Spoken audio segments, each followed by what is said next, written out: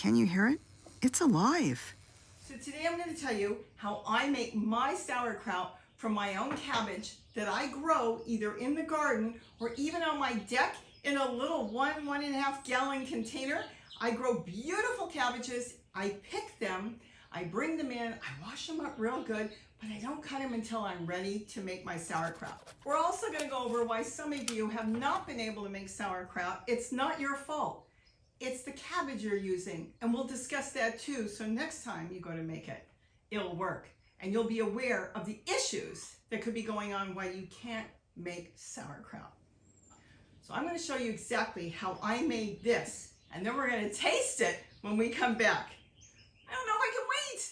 So here is how I make my sauerkraut. A little unconventional.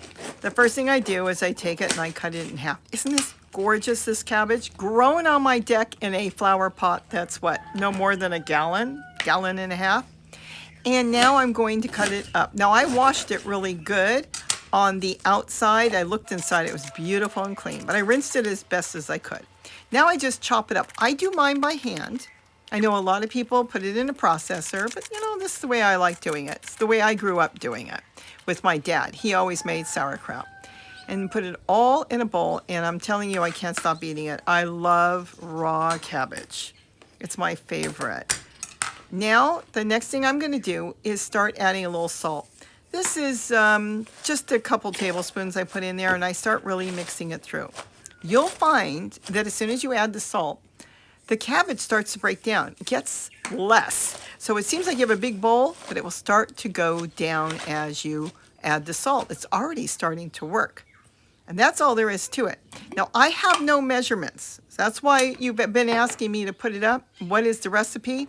I do everything by taste. This is the way I cook. Now, that is dill I grew also on my deck. You can grow that in your garden anywhere you want.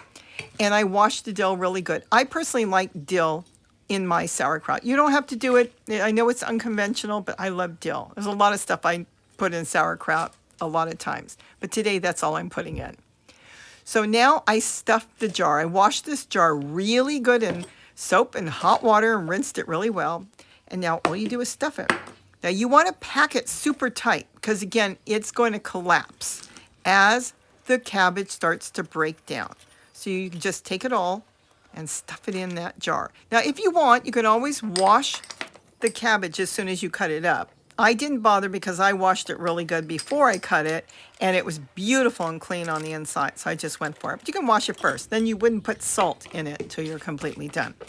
Now, I am packing this tight. Keep that in mind and press it down. I take a spoon and I press it really tight. Anything left on the counter is mine, fair game to eat, so I ate that. Now, the next thing I'm going to do is I'm going to fill it with water. Now, remember, we already added in a little bit of salt. It was about 2 tablespoons, if that. Now, I fill it to almost to the top, and then I press it down, and I wait a few moments, and then I am going to taste it.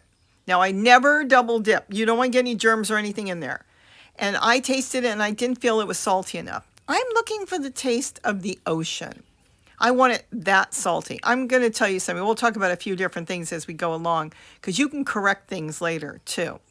So I want that ocean taste. If it doesn't taste that salty, it probably will be fine. You can make it to your taste and your liking, but that's what I'm going for. So see how it's going down again? It's going to continue to start to do its thing and get less. It's going to flatten down a little bit in the jar. It's pretty much broke down at this point. Now I'm going to taste it again. Again, never double dipping. If you need more salt, go ahead and add in a little bit more salt if you want it a little saltier, and then stir it up. And then what I'm going to do is put the water back. Now, once you find a way that you like it, you can make your own recipe out of it. Taste it again with another clean spoon, and that is perfect, at least to me. Or, well, I ended up deciding to put the last little bit in since I had it out. Now, with salt, this is very important. Don't use salt with iodine. Use any salt you want, table salt, whatever, but no iodine. You want to use Himalayan pink salt, ocean salt, whatever you want to use is fine. But sometimes if you use the iodine salt, it won't break down right. It won't do its process. So keep that in mind. Plain salt. Now I take a Ziploc plastic bag or any bag that has a Ziploc, it's easier, and I put a little bit of water in it. Now some people use rocks and they have these glass little plates that they put on to keep the sauerkraut down in their jar, but I just take that bag with a little bit of water. It acts the same way as a weight. You press it down on the top because you want all the sauerkraut, all the cabbage to be underwater, and the plastic bag works perfect. Now you just let it sit. Now once you have it all packed and ready to sit on the counter, keep the lid loose because you want to be able to have it breathe so it can move a little bit. Just lay the lid on top and give it a little twist, but don't make it tight until it's ready to put in the fridge. Right now you want it to do its thing and you want it to burp when it needs to, or at least to release some of the air as it's doing its thing. You can go back and test it in about 3 days and taste it. If it's too salty, drain some out, put fresh water in there, filtered water, or you can add a little more salt. That's how easy it is. There's nothing to it. You don't need anything but salt. I like dill. You can put black pepper in there or whatever you want. Now I'm going to take out that plastic bag.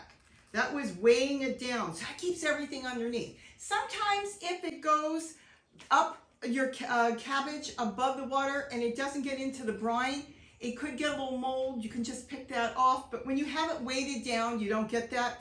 And this works as a perfect weight. The thing is, once you taste it and it's exactly the way you want, that's when you put it in the fridge. It's done. If you want it to go a little longer, leave it out on your counter, not in direct sunlight, just on the counter there. And when it's ready, that's when you put it in the fridge. Oh, I can't wait. I'm so excited. Homemade sauerkraut. I'm going to be rude and eat in front of you. Oh my gosh.